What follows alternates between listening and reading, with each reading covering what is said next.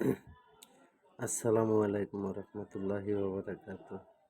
मेरे दोस्तों बुजुर्ग বন্ধুগণ, দেখেন তো এই যন্ত্রটা চেনেন কিনা। দেখুন, এই যন্ত্রটা হলো শয়তান চালানি বশীকরণ নকশা। কিংবা এটাতে বানও মারা যায়, এটাতে শত্রু উচ্ছেদ করা যায়, এটাতে বিচ্ছেদ করা যায়, এটাতে অনেক কাজ করা যায়। তো অত কাজের দরকার নাই, আমি শর্টকাট বশীকরণের কথা বলি। বশীকরণের কাজ ওইটা 4 পদে করা যায়। তাই আমি প্রথম যেটা সুবিধা হবে ওইটাই বলে দিই, কাজ 100 হবে ইনশাল্লাহ। এই তাবিজটা 4টা যন্ত্র বানাইতে হবে। 4টা যন্ত্র বানায়া একটা 4টা যন্ত্রের ভিতরে একটা যন্ত্র লাগবে হরিণের ঝিল্লি।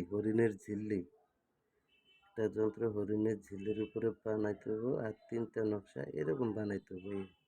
এই সাদা কাগজে বানাইলে হবে। হ্যাঁ, এই যে দেখেন, সাদা কাগজে বানাইয়া যে লোকের জন্য এই কাজটা করাইবেন, সেই লোকের পরনের বস্তু ছিঁড়া হোক, ফাড়া হোক, পুরানো হোক, ধুরানো হোক, ফালাইয়া দিছে ওই ধরনের বস্তু হইলে আইনা 4 টুকরা কইরা এই 3টার ভিতরে 3টা দেবেন। না, হরিণের ঝিল্লিটা যেটা বানাবেন ওটার ভিতরে 1 টুকরা দেবেন। আর মিলন ক্যাশ বাইন্যার দোকানে পাওয়া যায়, 4টার ভিতরে মিলন ক্যাশ দেয়া দেবেন। দেয়া তাবিজটার ভিতরে আতর লাগাইয়া কিছু পরিমাণ সিঁদুর ছিটাইয়া দেবেন, কাম সিঁদুর ছিটাইয়া দেয়া তাবিজটা সুন্দর করে ফিটিং করবেন। যেটা হরিণের ঝিল্লিতে বানাইবেন সেটারে যে করাইব তার সঙ্গে দিব, আর যাকে আনাইব তার জন্য এই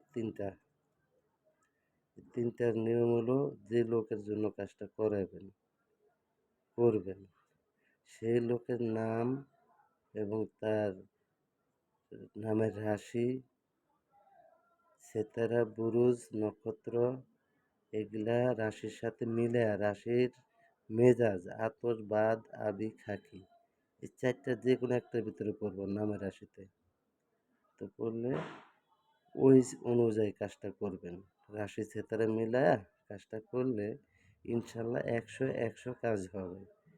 তো এই 4টা বানায়া একটা হরিণের ঝিল্লি যেটা সেটা যে করাইব তার লগে থাকবে, যারে আনাইব তার জন্য 3টা তাবিজ সুন্দর করে ফিটিং কইরা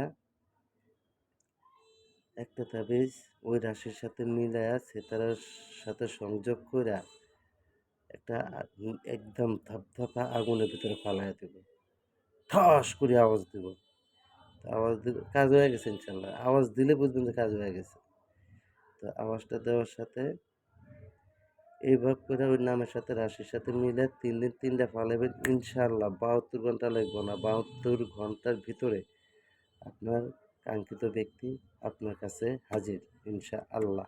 যদি বিদেশ থাকে তাহলে একটু সময় লাগবে, যদি বাংলাদেশের ভিতরে থাকে যে প্রান্তে থাকুক 72 ঘন্টা লাগবে আপনার কাছে সে আসতে, আগে আল্লাহ। আচ্ছা, এবার বুঝাই দিলাম পয়েন্ট টু পয়েন্ট। এই যে মন্ত্রটা দেখেন, এই মন্ত্রটা কয়েক প্রকারে আছে, তা আমি বেশি মন্ত্র পড়ি না। আমি আলেম হইতে আল্লাহ নাম শব্দ যথেষ্ট। আর ওই